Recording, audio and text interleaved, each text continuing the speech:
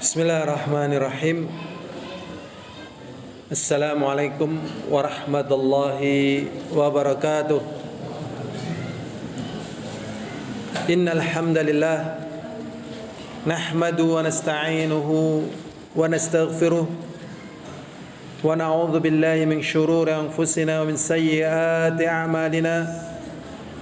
May yahdihillahu fala mudilla lahu wa may yudlil فلا هادي له أشهد أن لا إله إلا الله وحده لا شريك له وأشهد أن محمدا عبده ورسوله اللهم صل وسلم على محمد وعلى آله وأصحابه ومن تبعهم بإحسان إلى يوم الدين وبعد وقد قال الله تعالى وإذ تأذن ربكم لئن شكرتم لأزيدنكم ولئن كفرتم إن عذابي لشديد. Dan ingatlah tatkala Rabbmu mengumandangkan, sungguh jikalau kalian bersyukur akan aku tambah nikmatku kepada kalian, dan apabila kalian ingkar maka sesungguhnya azabku sangat pedih. Hari-hari ini adalah hari-hari di mana kita wajib bersyukur kepada Allah Subhanahu wa taala dengan meningkatkan ibadah dan juga i'tirafu bihadhin ni'mah bil ibadah fi syahri ar-Ramadan, dengan kita mengenal barakah atau keutamaan ibadah di bulan Ramadan. Di antaranya adalah Allah Subhanahu wa taala syariatkan sebagaimana tadi yang kita kerjakan, salat tarawih yang di luar Ramadan adalah qiyamul lail secara berjamaah, dan apabila dilakukan di luar Ramadan maka perkara yang demikian ini terlarang.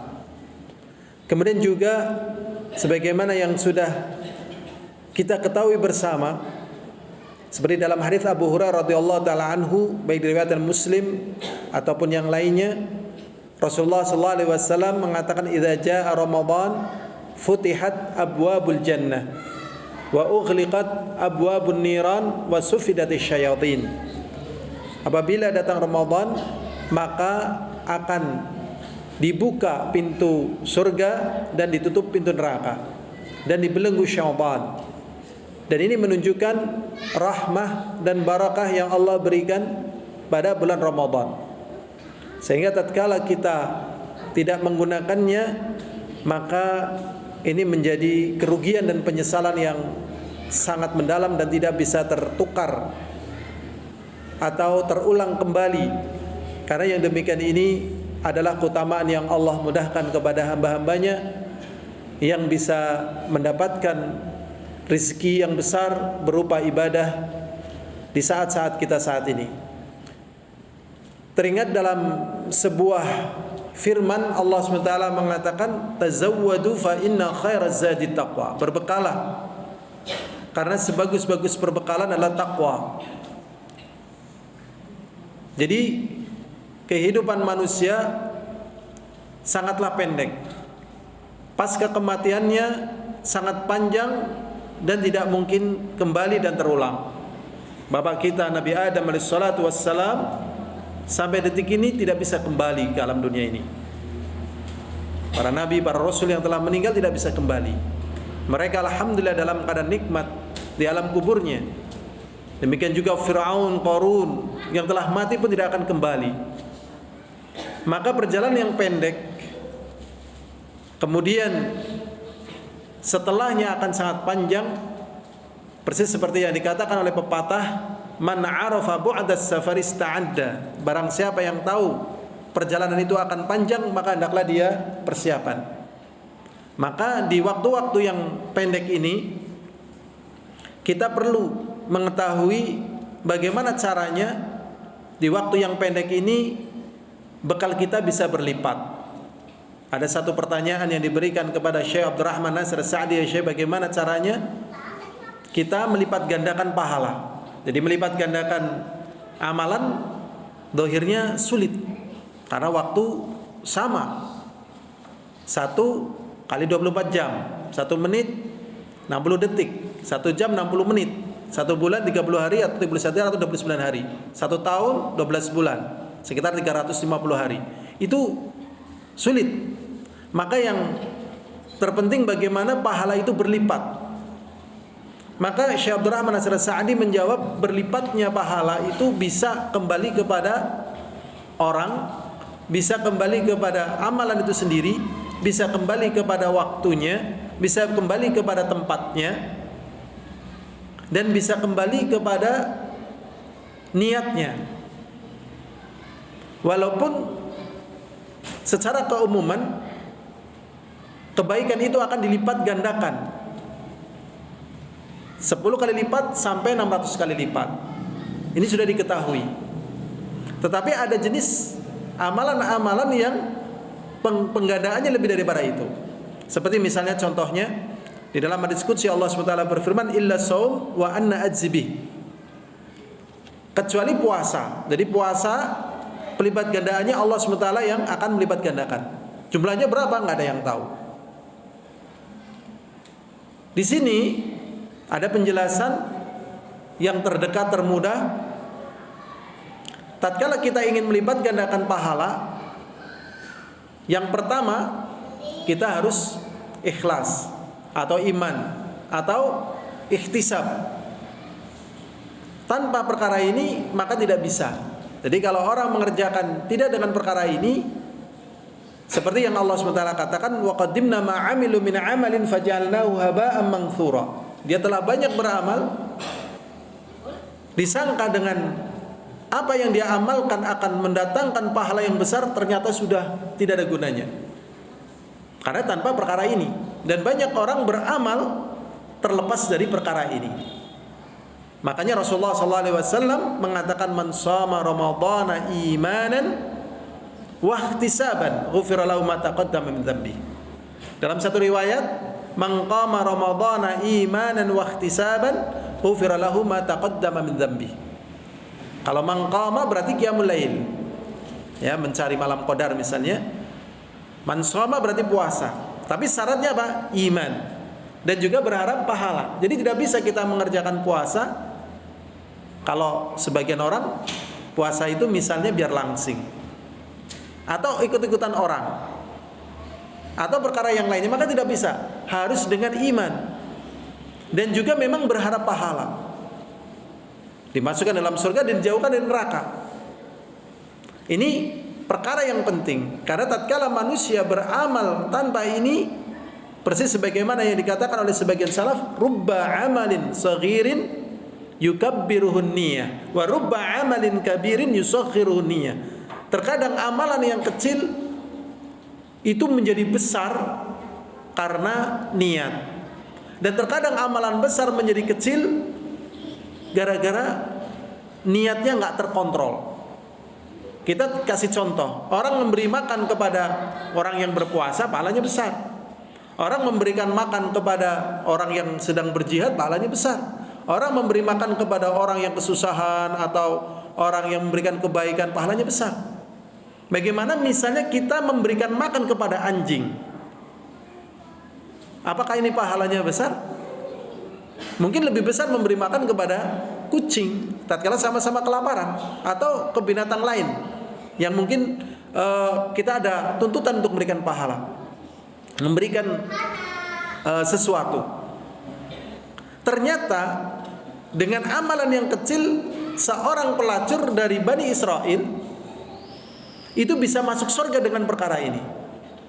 Dia seorang pelacur, tidak disebutkan qiyamul lailnya bagaimana, puasanya kayak apa, ilmunya bagaimana, dakwahnya kayak apa, nggak disebutin. Tapi dia zahirnya beriman. Kalau tidak beriman maka tidak bisa mendapatkan keutamaan ini. Maka dia masuk surga disebabkan karena niatnya yang ikhlas.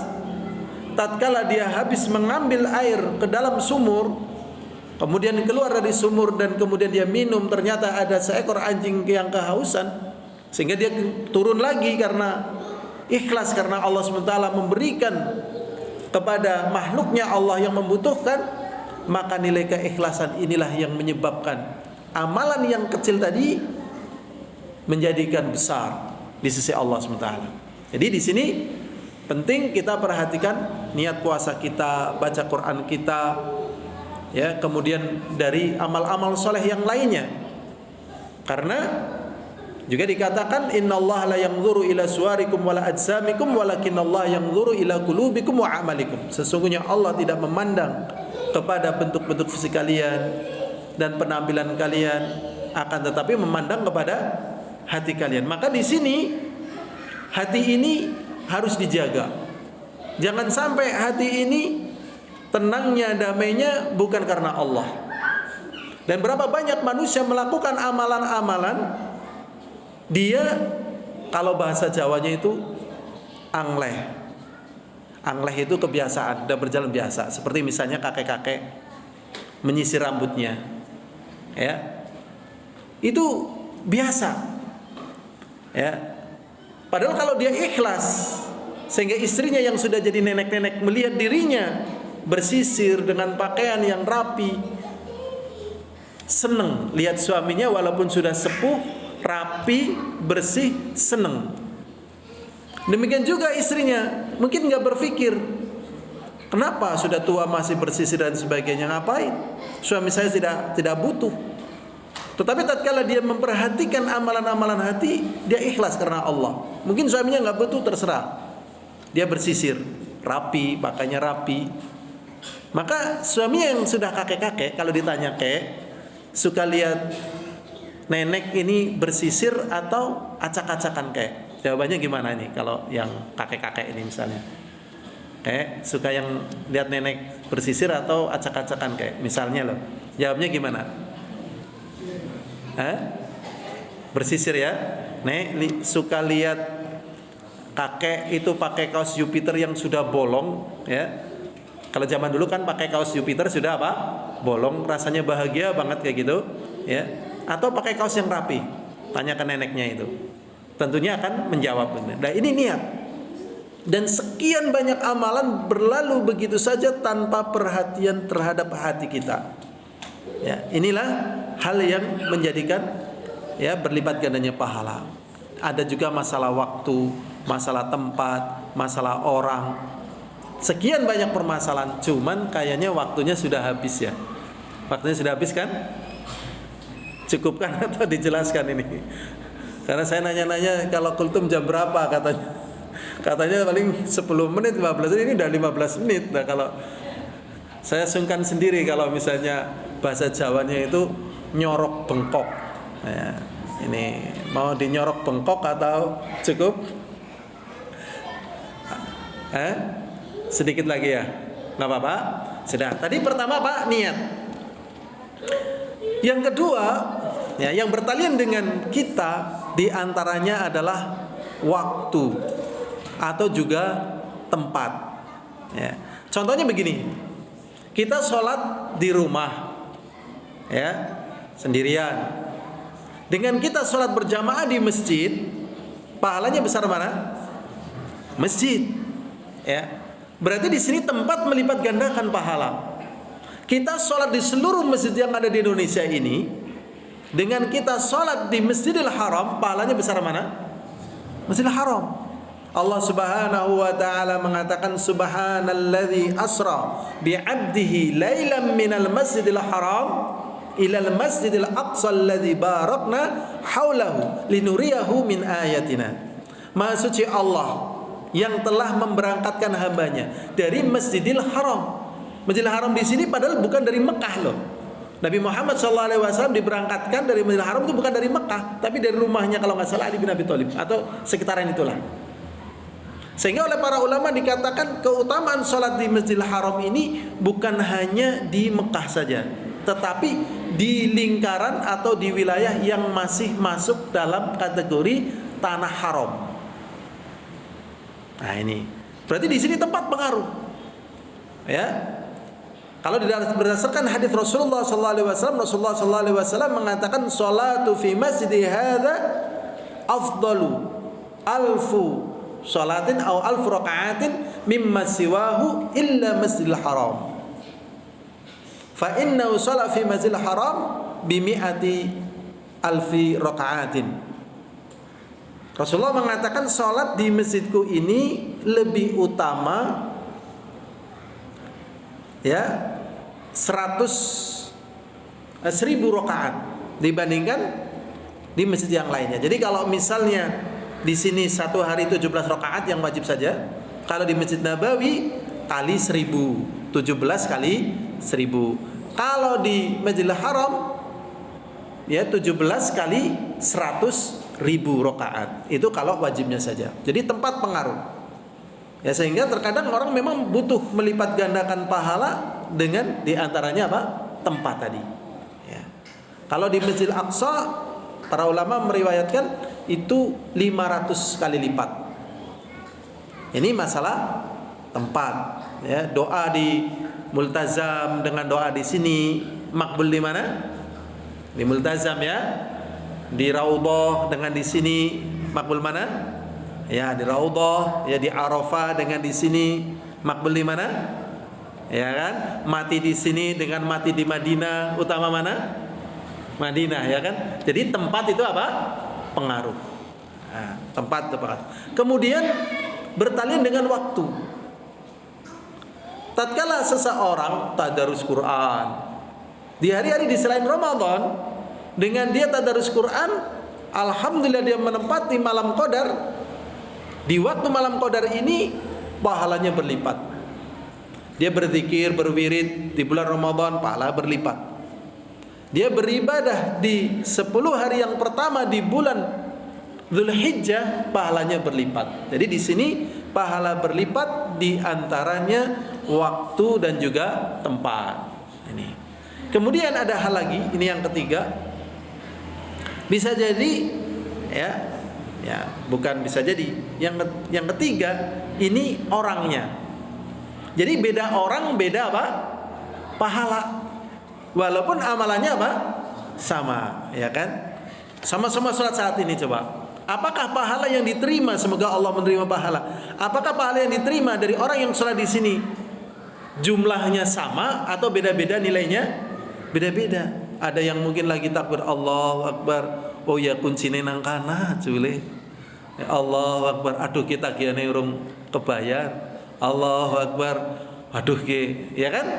Ada yang Allahu Akbar betul-betul khusyuk, merasa nikmat, merasa dekat dengan Allah, merasa ya Allah selama ini saya mencari tempat untuk bisa salat tarawih yang ber-AC, yang lantainya lembut, yang suaranya jelas, yang lampunya nyaman, yang ada nyamuknya biar saya nyaman, dapat misalnya, sehingga dia khusyuk sekali, senang sekali. Nah ini, Masya Allah. Tentunya pahalanya apa? Berbeda. Tatkala kita bersodakoh misalnya dengan satu gunung Uhud emas misalnya, mungkin apa tidak mungkin? Gak mungkin ya, akhirnya gak mungkin. Satu gunung Uhud emas wong sejamnya berapa bisa ngayawara lah. Tapi kalau misalnya kita bisa bersodakoh dengan satu gunung Uhud emas, bisakah sodakoh kita yang satu gunung Uhud emas mengalahkan satu mud atau setengah mudnya yang dilakukan oleh sahabat? Tidak bisa. Tidak bisa mengalahkan gitu. Karena mereka mendapatkan keutamaan yang luar biasa. Sehingga tatkala Umar bin Khattab radhiyallahu taala anhu ingin mengalahkan Abu Bakar dalam masalah amalan, tetap enggak bisa. Karena apa yang bercokol di dalam hati Abu Bakar As-Siddiq itu lebih kuat dibandingkan apa yang bercokol di dalam hati Umar. Sehingga orang yang paling utama setelah Rasulullah SAW adalah Abu Bakar, kemudian Umar. Saya mau nanya, ya, kalau antum ketemu sama hantu, yang lari siapa? Jadi hantu dengan penampakan yang sangat mengerikan ya, misalnya giginya satu botol ini misalnya, giginya loh. Kalau kakinya nggak tahu, ini kita bicara gigi. Bisa ya kan, giginya segini. Yang lari siapa kira-kira? Antum atau siapa kira-kira loh? Lah Rasulullah SAW berkata kepada Umar, ya Umar, inna syaitan yafirru minka. Wahai Umar, sesungguhnya kalau misalnya ada syaitan lewat satu jalan dan dia lihat kamu lewat satu jalan, syaitannya langsung lari. Berarti kalau kita ada penampakan kita yang lari, itu ketahuan nih. yang ada di dalam hati kita beda. Bahkan dulu ya, syaitan itu nggak berani ganggu sahabat yang sedang tidur. Bahkan di masa kita orang sedang sholat tembus gangguan apa? Syaitan. Beda kan? Beda. Rasulullah SAW mengatakan al-alimu wahid asyaddu ilal iblis min alfi abid. Satu orang yang alim ternyata dampaknya itu lebih dahsyat daripada 1000 ahli ibadah. Jadi di sini beda orang, beda kelipatan pahalanya. Nah, bagaimana caranya kita meningkatkan ya keimanan, ketakwaan dan keyakinan kita kepada Allah SWT sehingga berdampak besar. Ya. Berikutnya hadirun azani wa azakumullah, sudah waktu, tempat, ya, niat tadi sudah, kemudian orang, kemudian jenis amalan. Jadi ada jenis-jenis amalan yang kalau dikerjakan pahalanya itu lebih besar, yaitu amalan yang mendesak, dibutuhkan oleh orang dan manfaatnya meluas, maka kalau dikerjakan pahalanya berlipat. Ya. Maka disinilah orang-orang yang mempersiapkan diri akan menjadi pemenang di saat-saat seperti itu. Contohnya, waktu itu Rasulullah SAW mau melakukan mobilisasi umum, yaitu memberangkatkan pasukan sebanyak 35.000 dari Madinah ke Tabuk. Tabuk itu sudah daerah Syam sana, ya, udah kesana lagi nanti Romawi. Itu jaraknya 600 km. Lah di masa paceklik yang diberangkatkan tadi jumlahnya 35.000, pembekalan sangat banyak. Maka dalam posisi seperti ini ternyata nih muncul orang-orang yang melakukan amalan besar, maka kemudian dia mendapatkan keutamaan dari lisan Rasulullah, mendapatkan surga. Tatkala Rasulullah mengatakan man jahaza jaisal usrati falahul jannah. Barang siapa yang menyediakan perbekalan untuk perang Tabuk, yaitu perang di saat paceklik, maka pahalanya besar. Misalnya lagi, di kampung belum ada pengajian, dakwah masih sulit, masih asing dan sebagainya. Kemudian kita melakukan upaya bagaimana dakwah ini bisa masuk, bagaimana orang bisa tertarik agama. Perjuangan lama, sabar dan seterusnya. Akhirnya berhasil. Maka yang demikian ini pahalanya pun berlipat. Makanya Rasulullah SAW mengatakan man sanna fil islami sunnatan hasanatan falahu ajru wa ajru man amila biha min ghairi ayanqusa min ujurihim syai'a. Barang siapa yang mencontohi perbuatan dari perbuatan baik, maka baginya pahala dan juga pahala orang yang mengikutinya. Makanya Al-Imam Ibnu Qayyim Al-Jauziyah bertanya, berapa sih jumlah pahala yang diterima oleh Rasulullah? Nggak bisa jawab. Karena apa? Beliau melakukan amalan yang ini dibutuhkan. Tidak ada orang mendapatkan hidayah, mendapatkan taufik kecuali asbabnya adalah yang dilakukan oleh Rasulullah Sallallahu Alaihi Wasallam. Jadi jenis amalan. Maka tatkala kita ingin berlipat pahalanya, kita sambil persiapan. Nanti akan muncul, ya, muncul jenis amalan yang pahalanya berlipat, ya, yang pahalanya apa? Berlipat. Dan biasanya amalan seperti ini berat. Contoh, misalnya ada perang, kalau masuk ke dalam perang ini mati. Kebanyakan orang ingin masuk atau ingin ngalah keluar dan lari? Ini ada perang. Kalau masuk mati ini. Umumnya orang ingin masuk atau ingin keluar? Keluarlah. Langsung ngungsi, ya kan? Tapi kalau orang yang memiliki kerinduan, memiliki cinta yang mendalam, maka melihat yang semacam ini, wah ini kesempatan ini keindahan ini. Ada seorang sahabat bernama Umair bertanya kepada Rasulullah, ya Rasulullah, kalau aku ikut berperang di mana aku? Engkau di surga. Akhirnya dia mengucapkan bakhin gitu. Apa kamu katakan bakhin? Ya aku ingin masuk ke sana Rasulullah. Akhirnya dia langsung masuk ke sana dan kemudian meninggal, dan kemudian beliau termasuk menjadi sahabat yang ahli surga. Ini karena tantangannya besar, dan masih banyak sebenarnya contohnya. Kemudian di antaranya lagi yaitu yang sesuai dengan sunnah.